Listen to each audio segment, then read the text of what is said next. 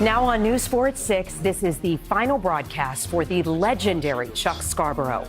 We bid farewell to a friend and celebrate his amazing career. His final words to you, our viewers, and our special tribute to him.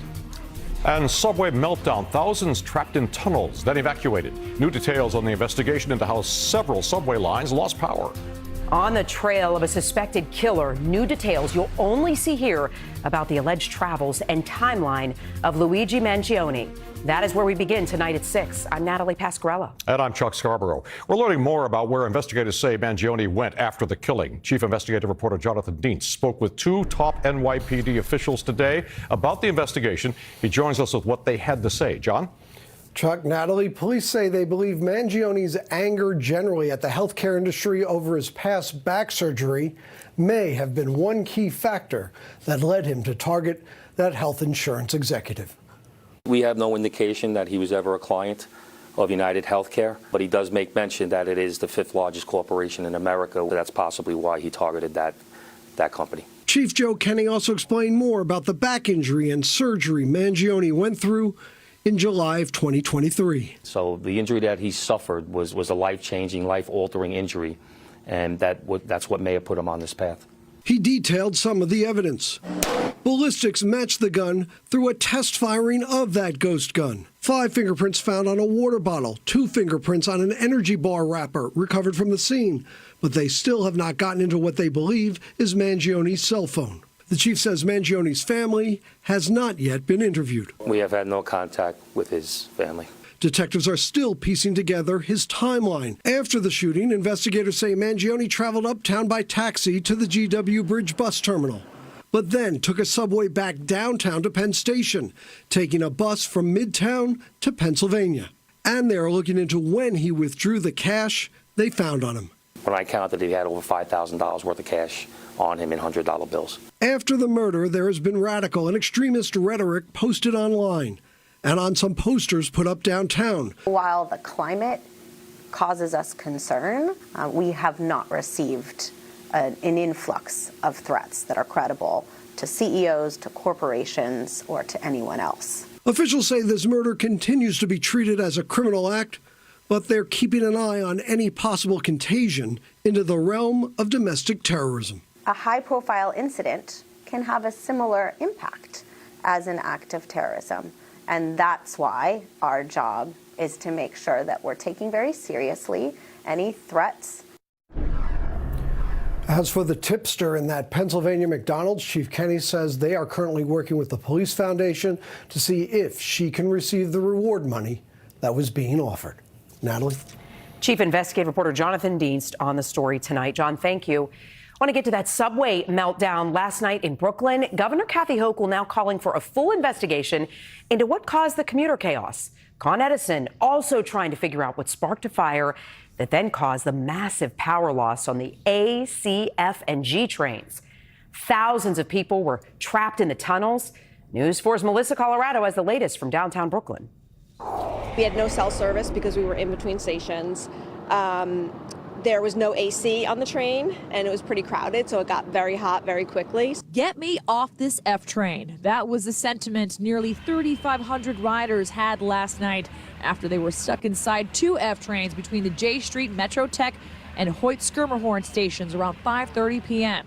The culprit, according to the MTA, a substation fire that triggered an explosion and cut off power below. We were shocked that, how is it possible that we could be stuck there for 2 hours? Service on the A, C, F, and G lines was in shambles at the height of the evening rush.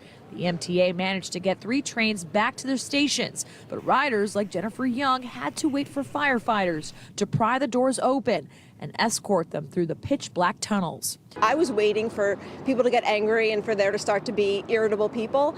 Everyone was so nice and kind. MTA CEO Jano Lieber stressing the need for funding to improve the aging train system. This is a 90-plus-year-old electrical facility that is exactly what we have identified as in urgent need of repair and investment. Governor Hochul called the subway debacle unacceptable and said, I have directed the MTA to do a full review with Con Edison of this incident to determine the cause of the delay and make sure it cannot happen in the future. We must invest in the system's state of good repair and fix problems that should have been taken care of decades ago. Young says there was one silver lining to her brutal commute, a train conductor named Teresa Footman. And she was amazing because she was like, I understand, I sympathize, we're so sorry. Service is back to normal on the affected lines. In downtown Brooklyn, Melissa Colorado, News 4 New York. We continue to follow breaking news in Brooklyn. A huge fire has destroyed at least one home, and the FDNY says it was started by welding equipment. This is video from Citizen App along East 4th Street in Gravesend. That roof from the home collapsed. Another was also damaged. The fire is now out, and there are no reports of anybody hurt. The NYPD released new video showing 3 people wanted in connection with 2 jewelry store robberies, one in Queens, one in Brooklyn. Both robberies, the thieves used sledgehammers to smash their way into the stores. $800,000 in jewelry was taken from a store in Jackson Heights. In the second break-in in Bay Ridge, the thieves left empty-handed. Well, after more than 50 years, Chuck steps down from the anchor desk at the end of this newscast. Some surprises next, plus his final message to you ahead. And we've got more cold weather to talk about in the tri-state. Definitely going to see chilly temperatures tonight. Those wind chills down into the single digits and teens. We are going to warm up, though, by Sunday, and rain returns on Monday. I'll have the details in the 10-day forecast coming up. Tonight, anger growing over a lack of answers about those mysterious drone sightings over New Jersey. And the new start for a family struggling with medical debt after our reporting on liens placed by health providers. It's ahead on Nightly News. You're watching News 4 New York at 6 with Chuck Scarborough, Natalie Pascarella, sports with Bruce Beck, and the most accurate forecast with meteorologist Janice Huff. This is News 4 New York at 6.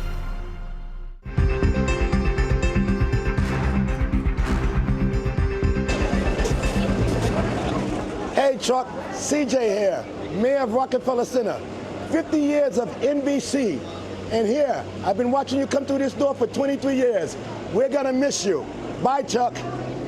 Although we'll miss seeing you on NBC4 each night, we wish you all the best as you begin this new chapter in your life. Like you, I know that it's tough to leave a job you love so much, but we both trust in the adventures that are ahead of us. Chuck, happy retirement. I speak for everybody at News 4 that it is not going to be the same place. You have left a mark that is going to be far and wide and deep. Our station, our business, everything has been better when we get to work next to somebody like you. I am wishing you and Ellen all the best in your retirement. I love you, my friend. Oh, that's fabulous. Yeah, Al was just terrific. So Hoda. Wonderful. And Yeah, you've left your mark, indeed, Well, a forever thank you. mark. And you're fabulous too. Thanks, Chuck. I don't know what else you're going to be doing. We're going to keep you hanging on here because they've kept this a secret from me. I don't know what's going to happen. I know he has never not looked at the rundown of the newscast here, but get ready. We have another special message for you. We want you to take a look. Okay.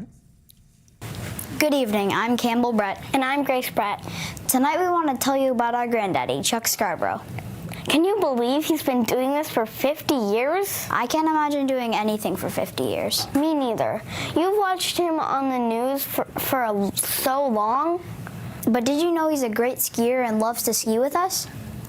Did you know Granddaddy and Grandmommy give the best gifts and great hugs? Did you know last summer we built a goat cart together from scratch? Did you know he loves to take his animals for long walks, even his cat? We love you so much, Granddaddy. And we think your career is cool, but most of all, we're happy you're our Granddaddy. And now that you have more time on your hands, we hope to see you a lot. A lot.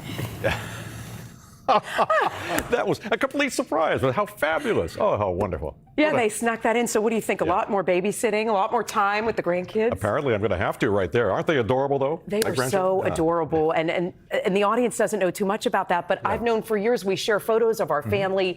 You are such a wonderful father and grandfather. It's so evident in all the stories we share together. Thank you. So, hey, they're maybe a future here at NBC4. Yeah, they did pretty well, I think, yes. They did pretty good. We're not done yet with this celebration. We have a very special story that not even Chuck knows about.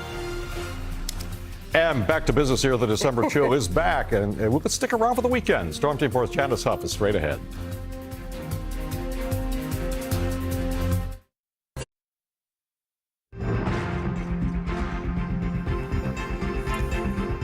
Well, Chuck, we've been pretty good at keeping secrets here today. You never walk into this studio not knowing the stories that we're doing in the newscast. But for more than 50 years, you have delivered the news to WNBC viewers. And now this is their message to you.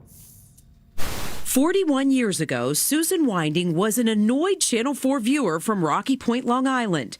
She was 13. For several years, our high school marching band had been invited to perform for the Mets season opener. And what a beautiful day we have for baseball here today. And every year the news would cover the opening, and we were never shown on air. So off I went to state my dissatisfaction to the most important person I knew, Chuck Scarborough. Susan, who now lives upstate, humorously recalled writing that childhood letter to Chuck when she heard he was retaring after 50 years, 8 months, and 17 days. When I went to college and I moved away, every time I came home, many things had changed.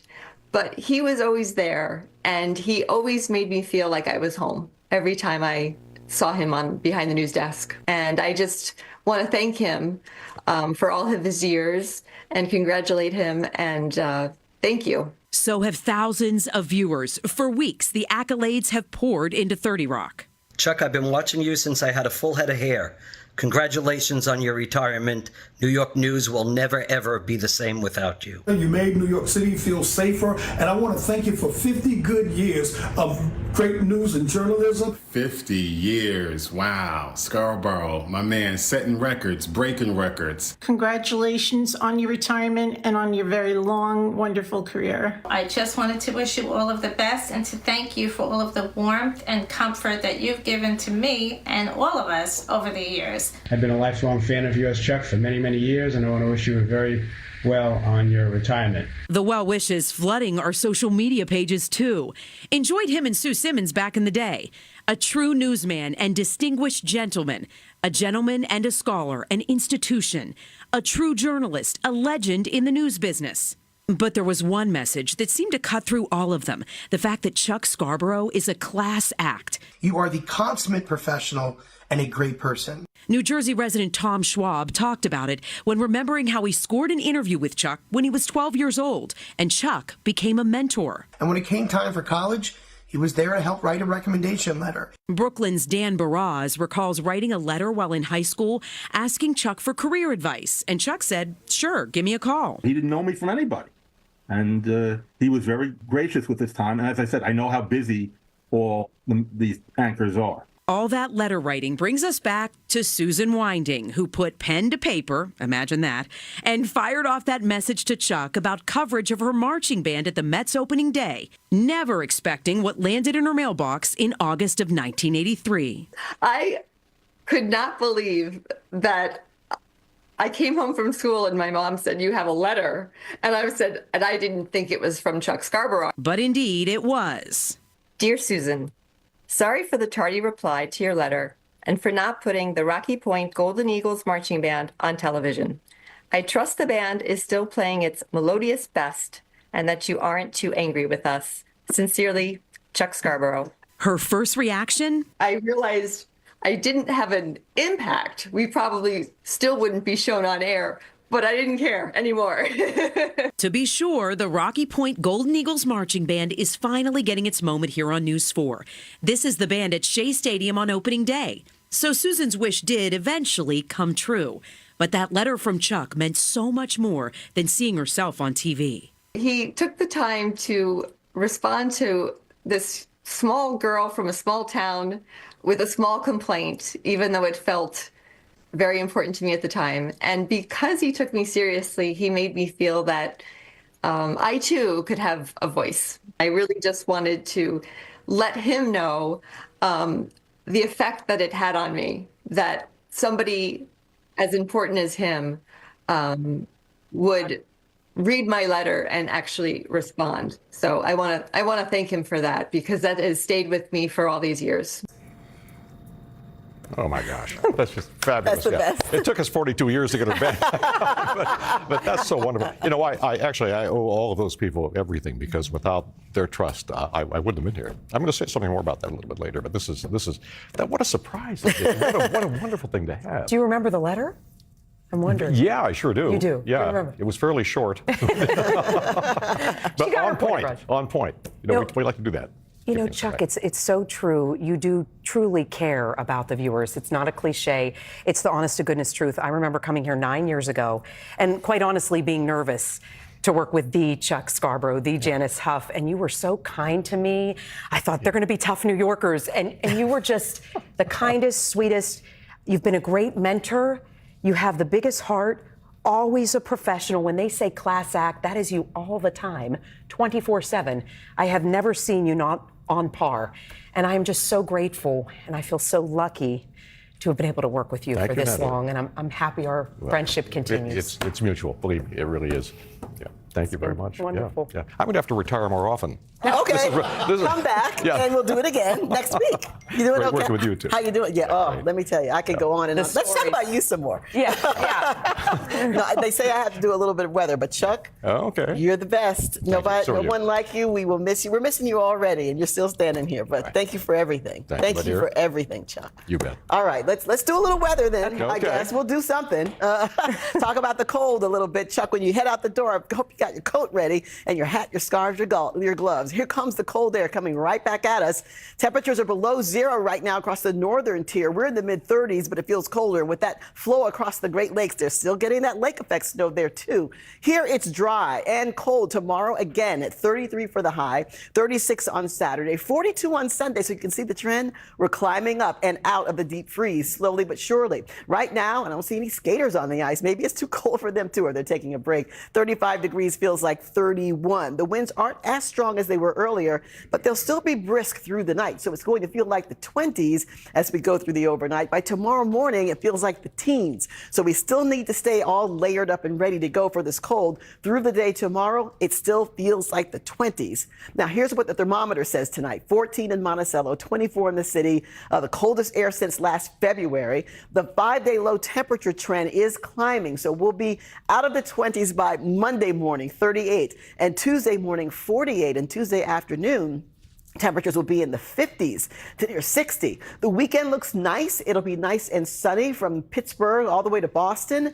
It does warm up and get a little cloudier on Monday. That's when we get our next chance for rain. But tonight, it's clear, it's breezy, and it's cold. 24 for the low, wind chills in the teens. 33 is the high tomorrow. You got to stay bundled up. The winds aren't as blustery, but still cold enough. 28 tomorrow night. The winds remain light, and Saturday's high, 36. So one more cold day before the warm-up comes. And here it comes in our exclusive 10-day forecast, along with our umbrellas. On Monday, the temperatures are near 50 with the rain showers. And on Tuesday, more rain in the forecast. And here we go, 50s to near 60 again. Partly cloudy skies on Wednesday, a high of 48.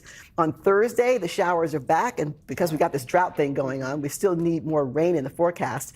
It's mostly cloudy on Friday, and then the winter solstice happens next Saturday. Our days will start to get longer, 38 for the high temperature. So you see the cold does come back. We're still in a bit of transition. We still have some warm weather in there for you, Chuck. Yeah, quite the roller coaster. Yeah, actually. Okay. Thanks a lot. Hi, and Chuck. Bruce isn't here for sports tonight because he's traveling, but he did have something to say to you on this very special night. He walked through the doors of 30 Rock for the first time in 1974. The building has never been the same. That's because Chuck Scarborough brought with him elegance and excellence. And now he exits stage right, 51 years later, with the same humility.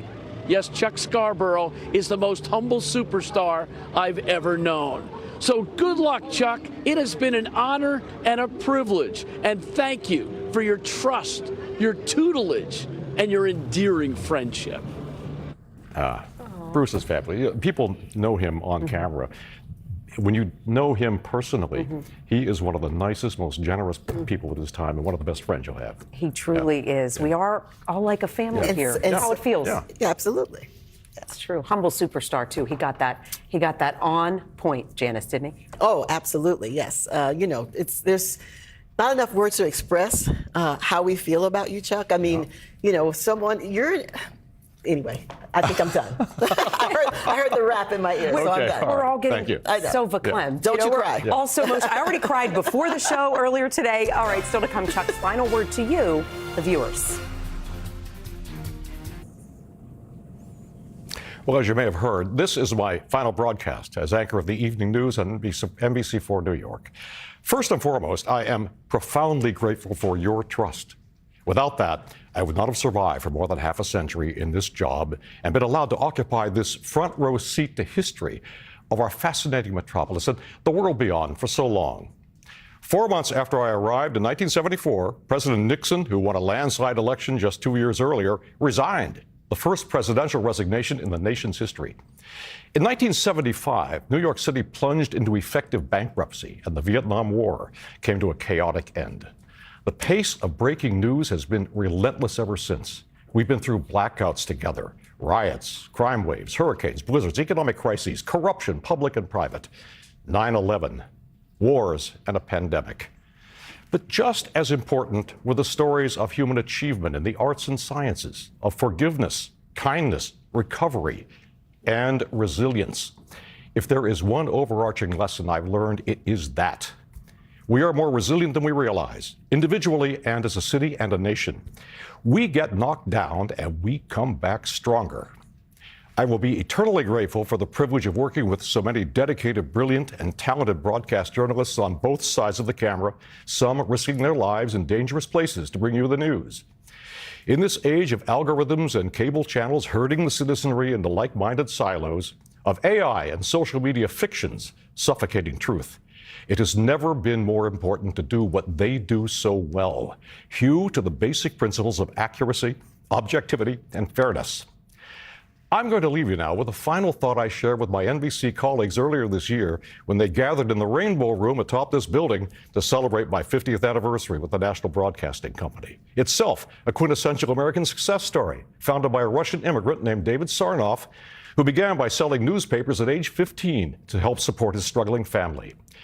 I urged my colleagues to do something I still do, to reestablish perspective, appreciation, a sense of mission. Walk out on Fifth Avenue and look back through the Channel Gardens, across the skating rink, above the statue, at this towering building with awe, and say, I work here. I work here, and this is important. And what I do is important. I work for the National Broadcasting Company, the oldest and largest television network in this country, with a storied history. Feel the weight of that history and the weight of the responsibility that we all bear to get it right, to do it well, to make it interesting. It's an honor to work with you. That message was aimed at our work here, the grinding challenges of daily news gathering. But it just as easily applies to our city and to our country and to all of us, all of you. We all need to lift our eyes occasionally from the political fevers and societal imperfections of the day and appreciate what we have, how far we've come, and the opportunity we've been given to continue our journey toward a more perfect union. Thank you, and good night.